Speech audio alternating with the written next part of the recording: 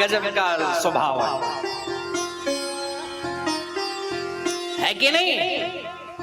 भोलेनाथ के दरबार में जाओ, केवल बिल्वपत्र चढ़ाओ, 3 पत्ती वाला, एक बिल्वपत्र चढ़ाओ, 1 लोटा जल चढ़ाओ, और 1 बिल्वपत्र चढ़ाने मात्र से हमारे 3 जन्म के पाप समाप्त हो जाते। ये मैं नहीं बोल रहा हूं, फिर कौन बोल रहा है? त्रिदलम त्रिगुणाकारम त्रिनेत्रम च त्रिदायुधम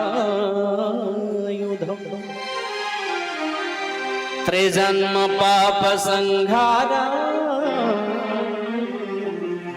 बिल्वपत्रम शिवार्पणम। एक पत्र आप चढ़ाओ, बिल्वपत्र श्रद्धा से, और मैं निश्चित रूप से कहता हूं भोलेनाथ अति प्रसन्न। ये श्रावण का महीना चल रहा है, और श्रावण महीने में हमें भोलेनाथ का स्तवन और वंदन करना चाहिए, हर व्यक्ति को करना चाहिए। और ऐसे नहीं, अगर आप संपूर्ण श्रावण भर 108 बिल्वपत्र भोलेनाथ को चढ़ा दीजिए, ध्यान देना, संपूर्ण श्रावण 1 महीने का है, 1 महीने तक अगर आप कंटिन्यू भोलेनाथ को 108 बिल्वपत्र चढ़ा दीजिए, और हर ये 3 पत्ती वाला होना चाहिए, और तीनों पत्तियों पर लिखा होना चाहिए सीताराम सीताराम सीताराम सीताराम। चंदन से आप लिख दीजिए, और ये तीनों पत्तियों वाला बिल्वपत्र आप 108 बिल्वपत्र अगर भोलेनाथ को चढ़ा दीजिए, 1 महीने तक रोज रात्रि में उसको लिखिए, और प्रातः काल जाकर भोलेनाथ को अर्पण कर दीजिए। और अगर आप नियमित रूप से 1 महीने तक ऐसा करते हैं, हमें इतना विश्वास है कि आपके हृदय की जो भी मनोकामना होगी 1 महीने के बाद अवश्य पूरी हो जाएगी। ऐसे दयालु, ऐसे कृपालु हमारे भोलेनाथ।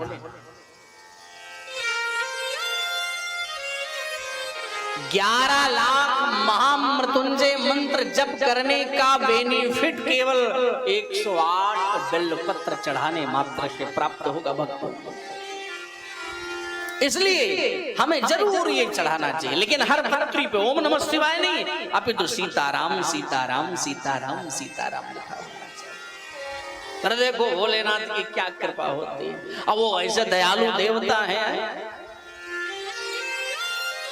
कि बड़ी जल्दी प्रसन्न होते है नहीं, शीघ्र, क्योंकि उनका है तो एक नाम ही है, क्या? आशुतोष। क्या नाम है? आशुतोष। और आशुतोष का अर्थ ही यही है मेरे भाई बहन, आशुतोष का अर्थ ही यही है कि आशु शीघ्रम तुष्यति इति आशुतोषः, जो बहुत शीघ्र संतुष्ट हो जाएं उन्हें हम आशुतोष कहते हैं। बहुत जल्दी प्रसन्न हो जाने वाले, लेकिन जितनी जल्दी प्रसन्न होते हैं उतनी जल्दी नाराज भी होते हैं। क्षणे रुष्टा क्षणे तुष्टा, रुष्टा दुष्टा क्षणे क्षणे। अरे भाई, वो तो ऐसे दयालु हैं भोलेनाथ कि अन्य देवताओं को तो आप प्रसन्न करने के लिए, उनकी सेवा करने के लिए दाल बनाओ, चावल बनाओ, रोटी बनाओ, सब्जी बनाओ, पापड़ बनाओ, ये लाओ वो लाओ ये लाओ, फिर भगवान का भोग लगाओ तब भोग ग्रहण करते हैं। और हमारे भोलेनाथ कैसे हैं? वो कहते हैं बनाने का समय है तो अच्छा है, अगर बनाने का समय नहीं है तो केवल कच्चा चावल ही चढ़ाओ, हम खुद से बनाएंगे और खाएंगे। ऐसे दयालु भैया, फूल मिल जाए तो हमें चढ़ा दो, और अगर फूल ना मिले तो पत्तियों को नोच करके हमारे ऊपर चढ़ा दो, हम इसी में ही संतुष्ट हैं।